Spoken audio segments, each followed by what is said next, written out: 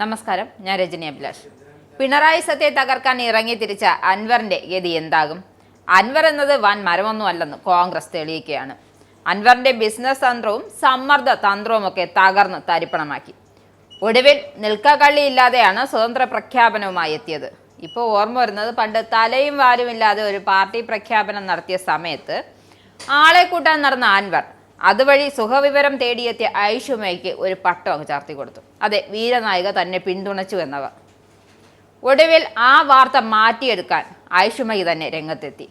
ഞാൻ പിന്തുണയൊന്നും നൽകിയിട്ടില്ല എന്നും. ഇതുപോലെയാണ് ഇപ്പോൾ കോൺഗ്രസും.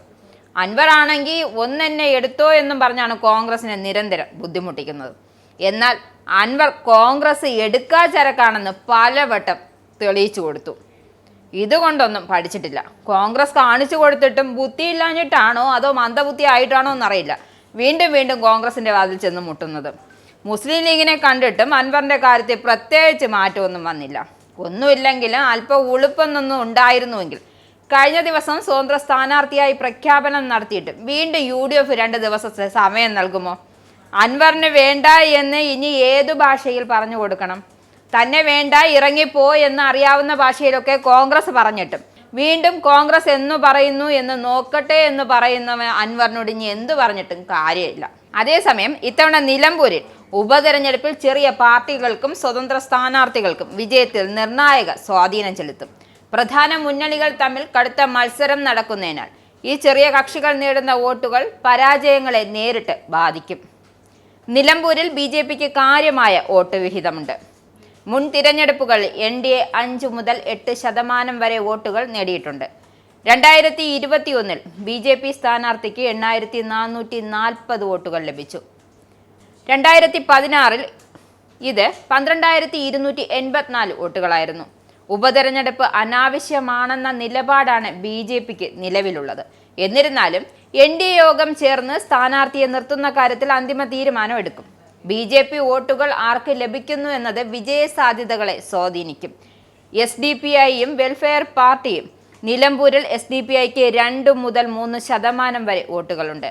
2021 3249 വോട്ടുകൾ നേടിയപ്പോൾ 2016 4751 വോട്ടുകൾ ലഭിച്ചിരുന്നു.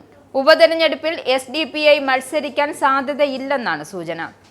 അവർ ആർക്ക് പിന്തുണ നൽകും എന്നതിനെ ആശ്രയിച്ചിരിക്കും ഈ വോട്ടുകൾ ആരുടെ പെട്ടിയിലാകുമെന്ന്. വെൽഫെയർ പാർട്ടിക്കും മണ്ഡലത്തിൽ സമാനമായ വോട്ട് വിഹിതമുണ്ടെന്നാണ് അവരുടെ അവകാശവാദം. ഉപതെരഞ്ഞെടുപ്പിൽ മത്സരിക്കുമെന്ന് വെൽഫെയർ പാർട്ടിയെ അറിയിച്ചിട്ടുണ്ട്.